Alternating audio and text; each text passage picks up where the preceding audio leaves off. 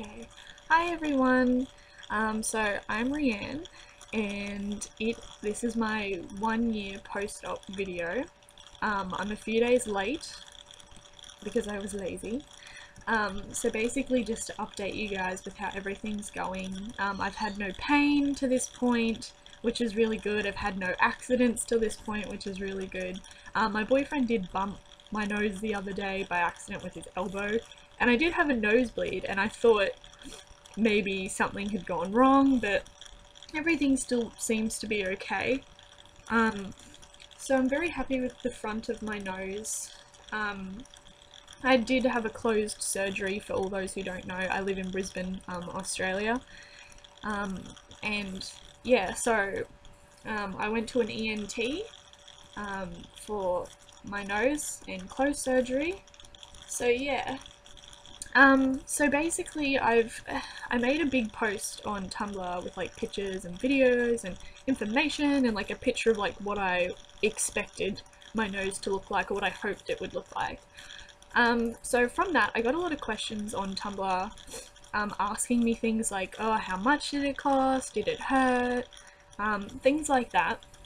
So basically it cost $7,300. I got a loan for it. That's also another question everyone asks. I got a loan for it. I had money saved up, but that was sort of money for like savings. I didn't want to put all my money into a nose job, obviously. So I got a loan for that. I'm still paying that off. I'll be paying that off for a few years, I think. But I just felt so desperate and happy at the time. You know, I had finally decided to have a consultation with a surgeon. And then I sort of just got a bit carried away, and I sort of probably did it a bit sooner. Like, it felt like it was the right time for me. I had waited all my life, I feel like, but I could have waited a bit longer in reality.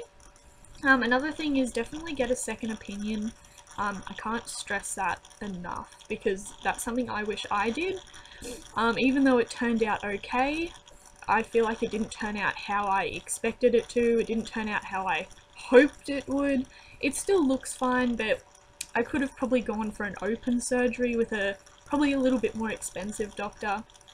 But anyway, it was the bridge that had the bump for me, and I didn't really have a problem with my tip at the time. And then post-surgery, now that my bridge is perfect, now that my bridge is really good, it's my tip that I don't feel happy with. But in reality it wasn't the doctor's fault, because that was the tip I always had. I just had a closed surgery, so obviously it couldn't fix the tip, if that makes sense. For all the people who are septo investigating, you should know what I'm talking about. So basically, because my nose is like this on the front of my face, he couldn't raise it anymore because I'd have like a pig nose. So he kind of felt like, well, that wasn't necessary. But yeah, so it's been okay. Sorry about the poor lighting. But at least on an angle it kind of looks like my nose is a bit pointed or a bit... yeah. So, front angle, side angle. So it's just a bit funny here. And then other side. Apologies for my gross hair. So yeah. Another question I got was, why didn't I get a chin implant as well, because you usually would do both sometimes. I didn't get one because, one, I didn't realise I needed one until someone pointed it out, so thank you very much for that. No, I didn't realise I needed one. I didn't care too much because it didn't make me feel insecure like my nose did, so I wasn't too fussed. Two, even if I did want a chin implant, I couldn't afford a chin implant. I didn't want to be in that much debt, really. And I figured, well, if it's something I did feel insecure about, I would then go pay money later in life and I'd go fix that, you know, obviously later. But yeah, otherwise, that's just my face.